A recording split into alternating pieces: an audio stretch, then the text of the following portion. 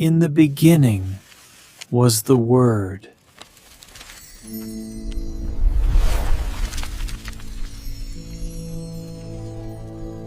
곧 추수감사절인데요. 이맘때가 되면 감사라는 단어를 참 많이 생각하게 되죠. 근데 혹시 이런 생각해 보신 적 없으세요? 성경에서 말하는 진짜 감사는 도대체 뭘까? 특히 모든 게 다 엉망진창인 것 같은 정말 너무 힘든 상황에서도 감사하는 게 과연 가능한 일일까? 오늘 바로 이 질문에 대한 답을 성경 안에서 함께 찾아가 보려고 합니다. 오늘 우리는 크게 이 5가지 흐름을 따라가 볼 거예요. 먼저 성경이 우리에게 주는 좀 역설적인 명령에서 시작해서요. 우리의 아픔을 누구보다 잘 아시는 하나님에 대해 이야기할 겁니다. 그리고 오늘 내용의 핵심이죠. 감사에는 2종류가 있다는 걸 살펴본 뒤에 이게 왜 우리를 향한 하나님의 뜻인지, 그리고 마지막으로 이걸 어떻게 우리 삶에 적용할 수 있는지까지 차근차근 알아보겠습니다. 자, 첫 번째 이야기는요. 어쩌면 우리 신앙의 가장 큰 도전과도 같은 성경의 한 명령에 대한 겁니다. 우리에게 정말 익숙한 말씀이죠. 근데 여러분, 이 편지를 받았던 데살로니가 교회가 어떤 상황이었는지 아세요? 엄청난 환난과 핍박의 한가운데 있었어요. 그런 사람들에게 사도 바울이 문제 해결 방법을 알려주는 게 아니라 이 3가지를 아주 단호하게 명령하고 있는 거예요. 항상 기뻐해라, 쉬지 말고 기도해라, 모든 일에 감사해라. 이건 그냥 이렇게 하면 좋아요 하는 제안이 아니라 이것이 너희를 향한 하나님의 뜻이다 라고 선포하는 겁니다. 솔직히 바로 이 지점에서 우리 마음속에 큰 물음표가 생기죠. 아니, 힘든 일이 터지면 기쁨, 기도, 감사는 제일 먼저 사라지는 것들 아닌가요? 도대체 어떻게 모든 상황 속에서 범사에 감사할 수가 있다는 걸까요? 이게 바로 오늘 우리가 풀어야 할 가장 중요한 질문입니다. 이 어려운 질문의 답을 찾으려면요, 먼저 우리가 반드시 붙들어야 할 아주 중요한 전제가 하나 있습니다. 그건 바로 하나님은 우리의 고통을 외면하시는 분이 절대로 아니라는 사실이에요. 성경이 우리에게 감사하라고 말한다고 해서 우리의 아픔이나 슬픔을 그냥 무시하고 억지로 참으라는 뜻이 결코 아닙니다. 오히려 성경 전체가 우리에게 보여주는 건 하나님이야말로 그 누구보다 우리의 고통을 깊이 아시고 공감하시는 분이라는 사실이죠. 400년 동안 애굽에서 노예로 신음하던 이스라엘 백성을 향한 하나님의 마음을 한번 보세요.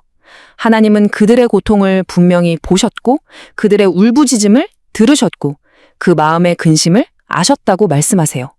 그리고 거기서 끝이 아니었죠. 그들을 구원하기 위해 직접 움직이셨습니다.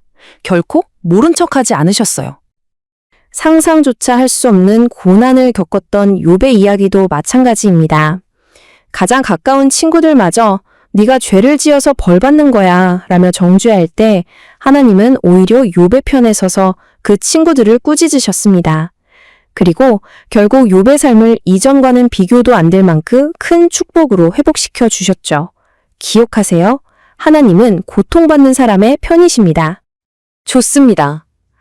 하나님이 내 아픔을 아신다는 이 든든한 믿음 위에서 이제 오늘 이야기의 진짜 핵심으로 한번 들어가 보겠습니다. 감사에는요, 근본적으로 다른 2종류의 감사가 있다는 사실입니다. 이 화면이 오늘 내용의 전부라고 해도 과언이 아닐 것 같아요. 왼쪽은요, 우리에게 아주 익숙한 결과 기반 감사예요. 문제가 다 해결되고 좋은 일이 생긴 다음에야 하나님 감사합니다 라고 말하는 거죠. 이건 상황에 따라 감사가 있다가 없었다가 합니다. 하지만 성경이 말하는 진짜 감사는 바로 오른쪽에 있는 믿음 기반 감사입니다. 아직 결과는 보이지 않지만 이 힘든 상황 속에서도 분명히 일하실 하나님을 신뢰하기 때문에 미리 감사하는 거예요. 범사에 감사하라는 그 놀라운 명령은 오직 이 믿음의 감사를 통해서만 가능해집니다. 성경에는 이 믿음의 감사가 도대체 어떤 건지 자신의 삶 전체로 보여준 사람들이 있습니다. 그 첫 번째 예가 바로 한나라는 여인입니다. 한나는 아이를 낳지 못해서 매일같이 눈물로 살았어요. 그래서 성전에 나아가서 정말 마음을 다 쏟아내면서 통곡하며 기도했죠. 근데 진짜 놀라운 포인트는 바로 그 다음입니다. 기도하고 일어선 한나의 얼굴에 다시는 근심빛이 없었다고 성경은 기록해요. 아직 아무것도 해결되지 않았거든요? 아이를 가진 것도 아니에요. 그런데도 그녀는 결과를 보기도 전에 자기 기도를 들으신 하나님을 믿었고 그 믿음이 먼저 그녀에게 평안과 감사를 가져다 준 겁니다. 이것보다 훨씬 더 극적인 상황에 처했던 사람들도 있었죠. 바로 억울하게 감옥에 갇혔던 바울과 실라입니다. 한번 상상해 보세요. 온몸은 채찍에 맞아 상처투성이고 발은 쇠고랑에 묶여서 차갑고 축축한 감옥 바닥에 던져졌어요. 이런 상황에서 보통 사람이라면 뭘 할까요? 당연히 원망하고 절망하지 않았을까요? 그런데 바울과 실라는 한밤중에 일어나서 기도하고 하나님을 찬송하기 시작했어요. 상황이 좋아서가 아니에요. 이런 최악의 상황 속에서도 하나님은 여전히 선하시고 지금도 일하고 계심을 믿었기 때문입니다. 그리고 바로 그 믿음의 찬송이 굳게 닫혔던 옥문을 여는 기적을 만들어냈습니다.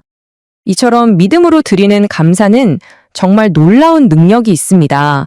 그리고 이건 그냥 몇몇 특별한 믿음의 위인들 이야기가 아니라 바로 오늘을 사는 우리 모두를 향한 하나님의 분명한 뜻입니다. 다시 우리가 처음 봤던 말씀으로 돌아와 보면 기쁨과 기도와 감사는 따로따로 노는 게 아니에요. 이 세 가지는 서로가 서로를 꽉 붙잡아주는, 말하자면 한 세트인 셈이죠. 이것이 바로 하나님께서 우리 자녀들이 살기 원하시는 온전한 삶의 태도입니다. 다시 한번 강조하지만 말씀은 분명히 선포해요. 이것이 너희를 향하신 하나님의 뜻이니라. 이건 우리가 할 수 있으면 하고 못하면 어쩔 수 없는 그런 선택사항이 아니라는 거죠. 오히려 하나님께서 우리를 위해 예비해 두신 어떤 어려움도 이겨낼 수 있는 승리의 삶의 원리인 겁니다. 자, 그럼 이 엄청난 원리를 도대체 어떻게 우리 삶 속으로 가져올 수 있을까요? 마지막으로, 구체적으로 우리가 뭘 해야 할지 나눠보겠습니다. 꼭 기억하셔야 합니다. 감사는요, 저절로 느껴지는 감정이 아니에요. 의지적인 결단입니다. 내 감정이 어떻든, 내 상황이 아무리 나쁘든 나는 그럼에도 불구하고 하나님께 감사하기로 선택하겠다고 마음을 정하는 겁니다. 우리가 이렇게 감사하기로 결단하고 나아갈 때 성경은 우리에게 놀라운 약속을 줍니다. 바로 그리스도의 평강이 우리의 마음을 다스려 줄 것이라는 약속이에요. 순서가 중요해요. 상황이 바뀌어서 평안해지는 게 아니라 우리가 먼저 감사할 때 이해할 수 없는 하나님의 평강이 우리 마음을 지켜주신다는 거죠. 감사가 평강으로 들어가는 열쇠입니다. 그러니까 더는 감사를 미래로 미루지 마세요. 지금 기도하고 있는 제목이 있다면 응답받은 후에 감사하겠다고 약속하지 마시고요. 기도하는 바로 그 순간에 먼저 감사해보는 겁니다. 이렇게요. 하나님, 이 문제 가운데서도 주님을 신뢰합니다. 제 기도를 듣고 계심을 믿고 미리 감사합니다. 이 어려움에 견뎌낼 힘을 주셔서 감사합니다. 기도할 수 있게 해주셔서 감사합니다. 결과가 아닌 믿음으로 드리는 감사. 이것이 바로 모든 상황을 이기게 하는 감사의 진짜 핵심입니다. 이 감사가 우리 삶에서 시작될 때 우리의 삶은 상황을 뛰어넘는 하나님의 놀라운 평강으로 가득 차게 될 겁니다. 자, 오늘 이 시간 여러분의 삶에서 가장 먼저 시작할 그 믿음의 감사는 무엇인가요?